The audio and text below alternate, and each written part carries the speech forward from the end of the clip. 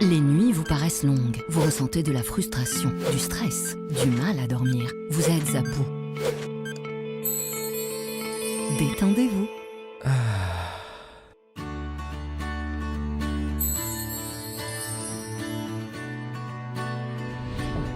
Réduction du temps d'endormissement, diminution des réveils nocturnes, relaxation. Une bonne nuit, ce n'est plus un rêve.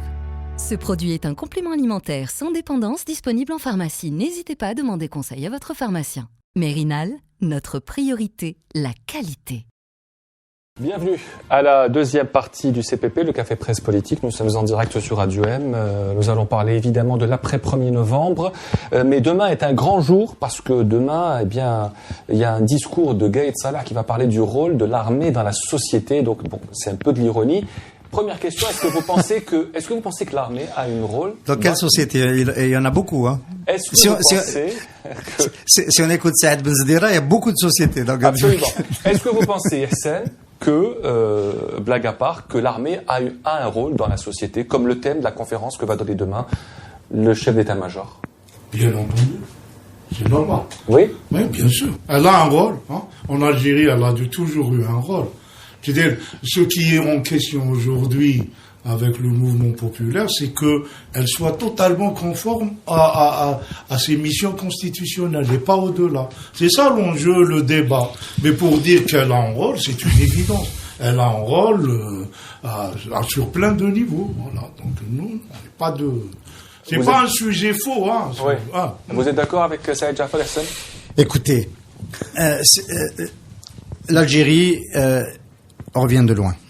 L'Algérie, c'est un pays qui a été colonisé pendant 132 ans, qui a failli perdre son identité, il a fallu reconstruire un État, etc. Et l'armée a participé aux tâches d'édification nationale et au développement. Quand l'armée construit le barrage vert, quand l'armée participe à des tâches de développement de ce type-là, dans un pays qui est en train de se reconstruire, elle est complètement dans son rôle. Après, l'Algérie a changé, elle s'est développée, heureusement, beaucoup. C'est même un pays à revenus intermédiaires dans la tranche supérieure des revenus intermédiaires, qui se modernise du point de vue institutionnel, et donc nous rejoignons un peu l'état des pays qui aspirent à un fonctionnement démocratique. C'est l'aspiration d'aujourd'hui.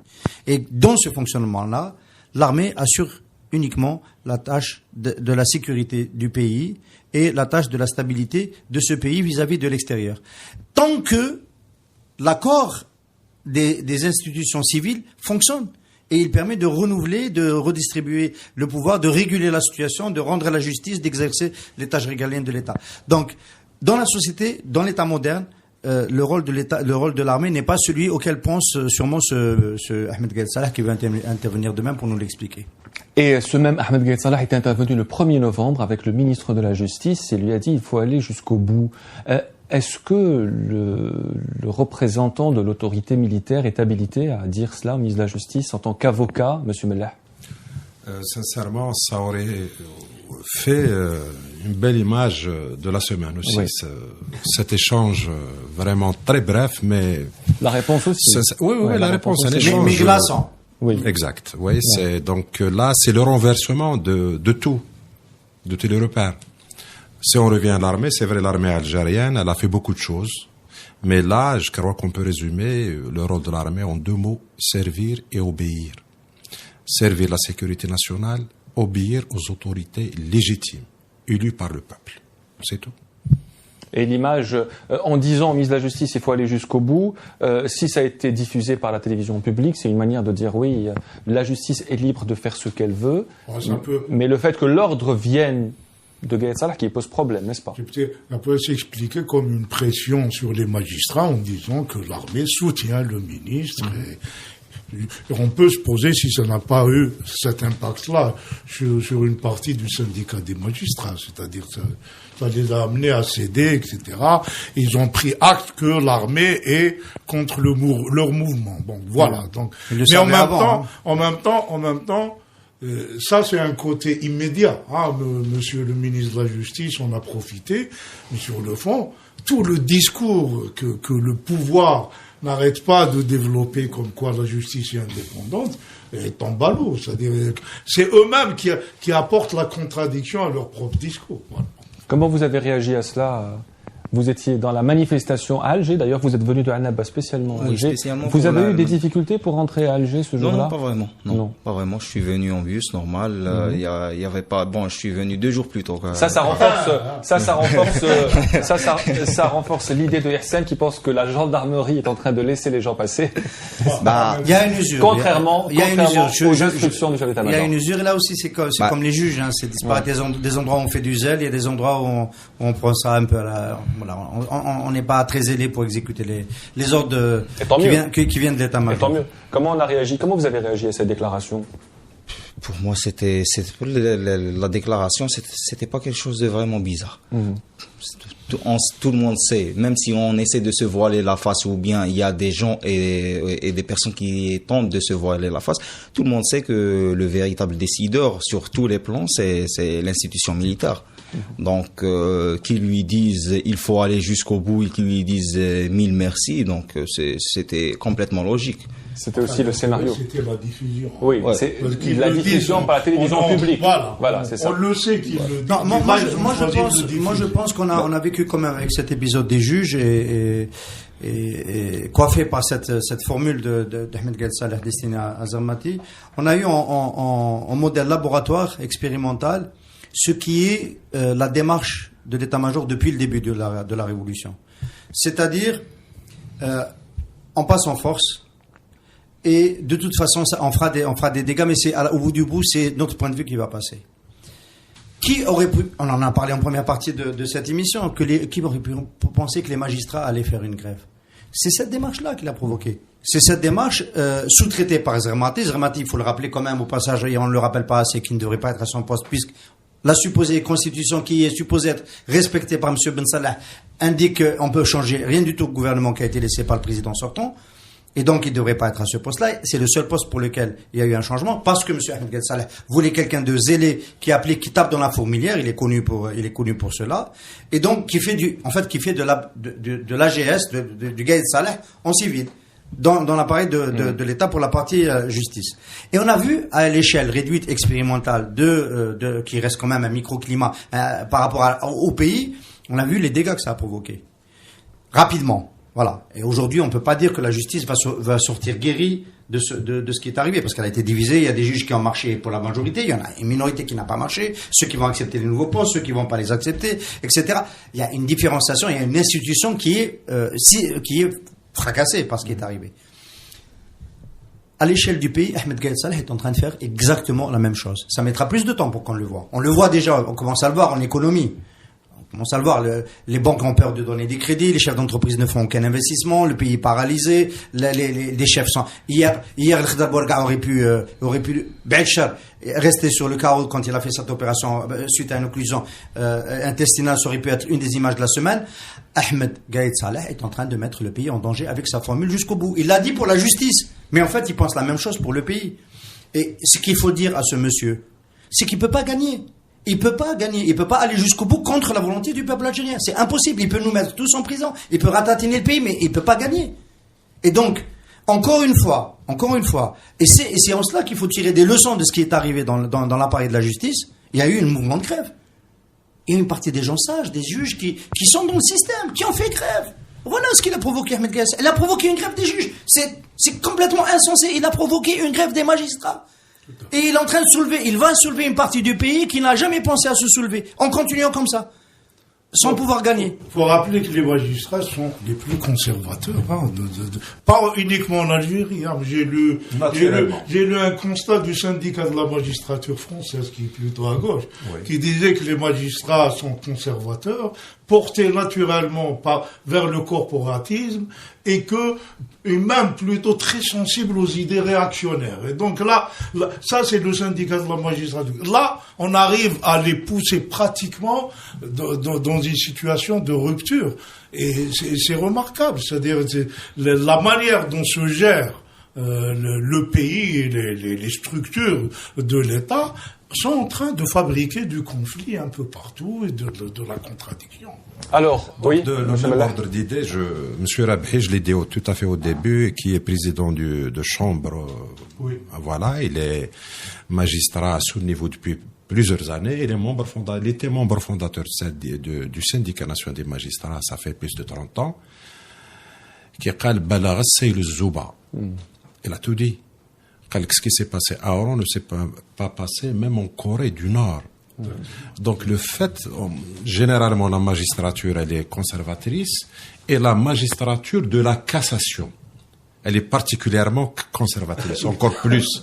Donc quand vous avez des magistrats à ce niveau, tenir ce meeting, tenir ce discours, tenir à être là, ils étaient tous là.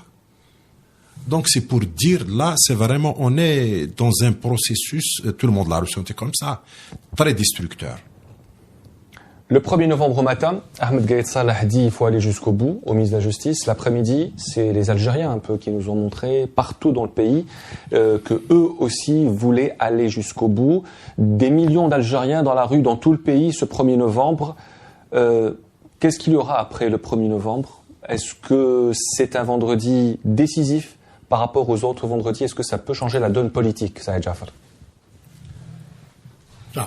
On a un pouvoir qui est dans la logique du jusqu'au bout. Alors, même s'il a la moitié de la population qui sort dehors, ils font dans l'autisme, etc. D'ailleurs, le lendemain, on a eu la liste des 5 candidats annoncés. Le message est très clair, hein. Vous pouvez faire sortir tout, etc. Nous, on va continuer sur... Et c'est pour ça que, moi, je l'avais dit la dernière fois, le 1er novembre, c'est un message éloquent que la société algérienne envoie au pouvoir, mais il ne faut pas aussi s'attendre à ce que le 1er novembre va arrêter la machine que le régime a mis en place.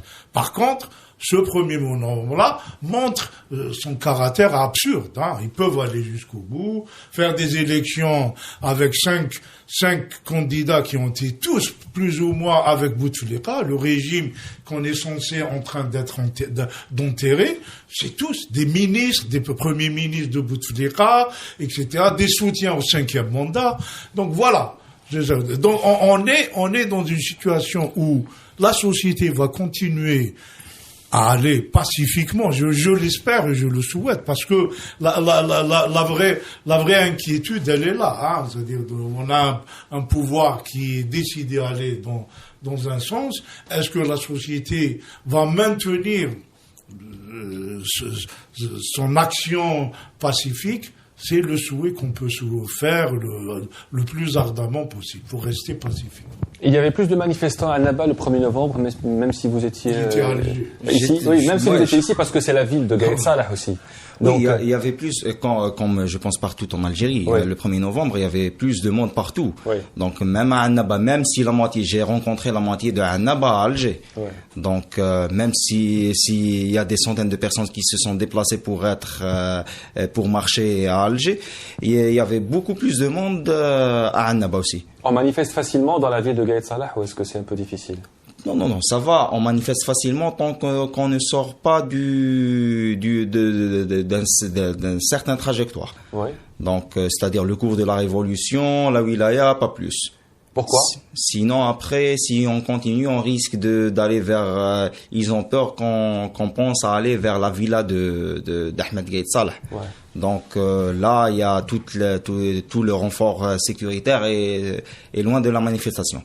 C'est surtout les renforts sécuritaires, c'est à partir du boulevard du 1er novembre qui conduit vers la corniche. Et il y avait particulièrement de la sécurité le jour où je pense qu'il était présent là-bas un vendredi aussi. Oui, ce jour-là, ils ont même tenté de nous empêcher d'aller vers la wilaya. Même la wilaya, ils ont tenté de nous empêcher. On est quand même allé vers la wilaya, mais il y avait un renfort monstre, c'est-à-dire des hélicoptères, ce qui est inhabituel à Annaba. Et voilà. Monsieur Meller, la difficulté en général, c'est sur Alger parce que une bonne partie des forces de sécurité ont été ramenées à Alger. Ouais, et les autres wilayas, ils ont dégarni un peu, et donc les manifs se font plutôt bon enfant, hein, donc dans les autres wilayas. Est-ce que vous pensez que le 1er novembre peut ouvrir la voie à une autre forme de mobilisation? Beaucoup de gens sur les réseaux sociaux commencent à dire, voilà, le 1er novembre, il y avait des millions de gens, et après, est-ce qu'il peut y avoir d'autres formes de mobilisation selon vous? Je crois que ce harak, ça fait quand même 37 semaines, on est à 37e, mais pour moi, il n'y a pas un vendredi qui ressemble tellement, qui est copié-collé d'un autre. Donc le harak, il est là, il change, il s'adapte, il retrouve son chemin, c'est un long fleuve. Donc quand il y a des résistances, donc il a une intelligence suffisante pour dépasser les petits écueils comme ça. Donc si vous parlez du jusqu'au boutisme, le harak sera aussi imposer son jusqu'au-boutisme, pacifiquement bien sûr. Donc je crois que ce jusqu'au-boutisme va pousser les gens, les mouvements, les groupes à se radicaliser. Quelque part, il y aura une cassure. On aurait aimé sincèrement une sortie par un processus consensuel, j'allais dire à l'amiable. Donc au lieu d'une sortie par des ruptures comme ça. Je crois que les ruptures, il y a un risque pour le pays, pour le... Alors, c'est bien que M. Mellah utilise le mot à l'amiable. Pour l'instant, si on réfléchit à ces 37 semaines, c'est le pouvoir qui ne veut pas un règlement à l'amiable, Hassan Qadhi. C'est évident, il y a eu une fausse ouverture le 3 juillet avec le discours de Abdelkader Ben Salah qui nous a parlé de dialogue, qui nous a laissé croire qu'il y avait peut-être une volonté sérieuse de dialoguer. On a vu comment ça a tourné. Moi, par exemple, dans la société civile, on était un peu embarrassés, le mouvement de la conférence du 15 jours. On n'a pas critiqué tout de suite le panel de Karim Younes. On attendait de voir ce qu'il allait dire et faire. Et donc, en dehors de cette parenthèse, qu'en fait, finalement, servait à ne redonner, entre guillemets, que plus de légitimité à une feuille de route arrêtée au préalable qui est présidentielle, sans rien changer au dispositif, ni les hommes qui conduisent le processus. On a le même président de la transition et on a le même gouvernement avec le même Premier ministre et on a les mêmes lois et le même, enfin, si on enlève la loi sur la loi électorale qui a été changée et cette autorité, on a la même constitution parce qu'il y a quand même une partie de l'opposition, de la classe de la société civile et des Algériens qui exigeaient de retoucher la constitution avant de revenir à tout processus électoral. Donc on a tout appliqué par la force. Moi je pense que ce qui s'est passé le 1er novembre, en deux mots, je pense qu'on a fermé la gueule, désolé pour l'expression, à ceux qui disaient que ceux qui ne venaient plus dans le Hirak étaient pour la stabilité, revenir plus vite possible à un processus électoral, etc. On savait que c'était pas vrai, que c'était une partie des Algériens qui, il y avait l'été, il y avait la rentrée, mais ils redescendaient pas régulièrement. D'ailleurs, c'était pas toujours les mêmes qui descendaient. Le 1er novembre, tous sont ressortis. Donc, ceux qui ne venaient plus, on pouvait plus il fallait pas tenter de les comptabiliser avec ceux qui sont favorables à l'élection présidentielle au plus vite. Ce qu'on a tenté de faire de manière abusive et honteuse. Ils sont revenus dans le Hirak, ils ont bien montré qu'ils sont toujours sur la même orientation. Ça, c'est la première chose. La deuxième chose, un rendez-vous a été pris pour que les élections ne se tiennent pas. C'est ce que disent les Algériens dans la rue. Ils veulent pas des élections. Ils veulent pas de ces élections-là parce qu'ils savent qu'elles vont compliquer la crise. Évidemment, moi, je continue à dire, il faut les empêcher pacifiquement. C'est-à-dire en faisant honte, entre guillemets, aux candidats, à ceux qui, en ignorant la campagne, voilà, par tous les moyens politiques, en étant nombreux à être contre. Mais il n'y a plus aucune garantie pour que ça ne dérape pas. Et je considère déjà comme une forme de petit dérapage, ce qui est arrivé à M. Benflis, ce qui est arrivé au directeur de campagne de M. Tebboune à Annaba. Voilà, donc ça donne un avant-goût de ce qui nous attend. Vous pensez que la confrontation n'est pas à écarter. Il ne faut pas la souhaiter, mais elle n'est plus à écarter. Et la question qui peut se poser, c'est est-ce que le camp d'en face souhaite cela? Parce que si le camp d'en face souhaite cela, il se trompe. Est-ce qu'elle est suscitée? Est-ce qu'elle est cherchée la confrontation? S'il souhaite la confrontation en pensant que ça va plutôt le conforter, la Silmiya, c'est une vraie force, mais c'est pas sûr que la confrontation lui soit favorable. On pousse le désordre, surtout pour quelqu'un qui organise des élections. On peut même ajouter que les noms des candidats ont troublé les comptes de ceux qui disaient qu'il faut aller. Ceux qui voulaient voter. C'est total. Ça a été. Moi, j'en connais quelques-uns qui me disaient vous sortez. Ils étaient complètement dévastés. C'est-à-dire, je sais pas qu'est-ce qu'ils attendaient à ceci dit. C'était assez surprenant leur réaction. Mais ils semblaient attendre une sorte de miracle qu'il y aurait quelqu'un. Or, ils ont la liste des gens habituels. Les courtisans, les clientèles du régime qui sont candidats. Personne ne peut aujourd'hui contester que le régime veut se reproduire tranquillement contre l'avis de la population. Le CPP est terminé. Merci mille fois d'être venu. Merci Saïd Jafar, Hassan Qadi. Merci mille fois. Abdelhaq Mellah, Mustafa Benjama et Awi Chabarti. Et Awi Chabarti qui était avec nous à la première partie. On se donne rendez-vous mercredi prochain.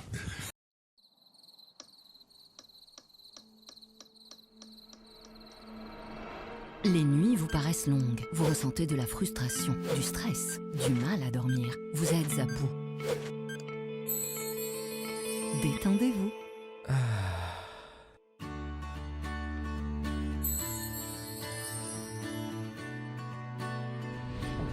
Réduction du temps d'endormissement, diminution des réveils nocturnes, relaxation. Une bonne nuit, ce n'est plus un rêve. Ce produit est un complément alimentaire sans dépendance disponible en pharmacie. N'hésitez pas à demander conseil à votre pharmacien. Mérinal, notre priorité, la qualité. Pour bien s'entendre, il faut bien s'écouter. Rendez-vous sur M, la petite radio du Grand Maghreb.